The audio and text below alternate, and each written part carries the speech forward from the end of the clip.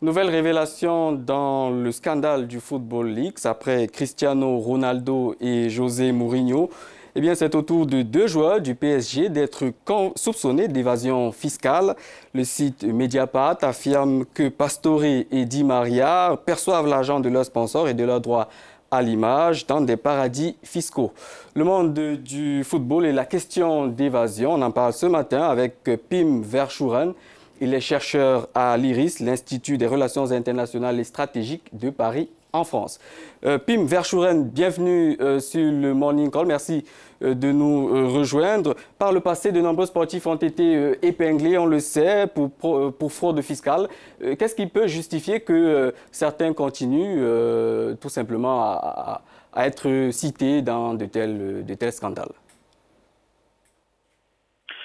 Cette tendance se retrouve dans d'autres secteurs. Il est vrai que dans le secteur économique ou le secteur politique, beaucoup de gens, lorsqu'ils ont beaucoup d'argent, sont tentés de cacher cet argent, de ne pas le déclarer, grâce à tous les systèmes proposés par le monde de l'offshore, donc ces paradis fiscaux, ces banques, ces avocats, des cabinets spécialisés qui vous proposent des solutions pour cacher votre argent.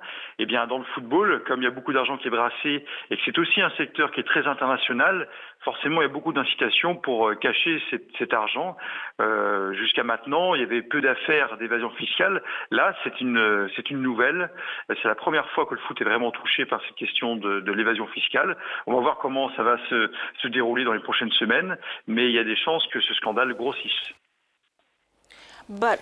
Mais le fait qu'il y ait une possibilité de négocier afin d'éviter un procès ne favorise-t-il pas un tel comportement?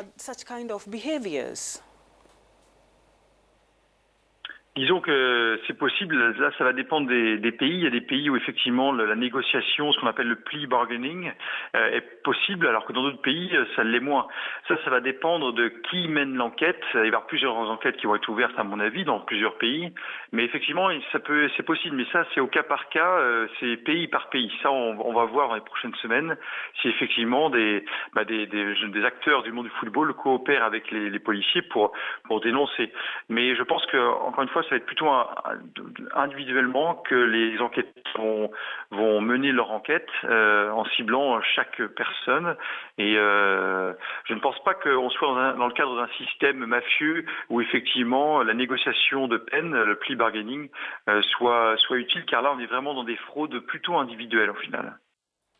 Voilà, c'était Pim Verschuren. Je rappelle qu'il est chercheur à l'IRIS, l'Institut des Relations internationales et stratégiques de Paris.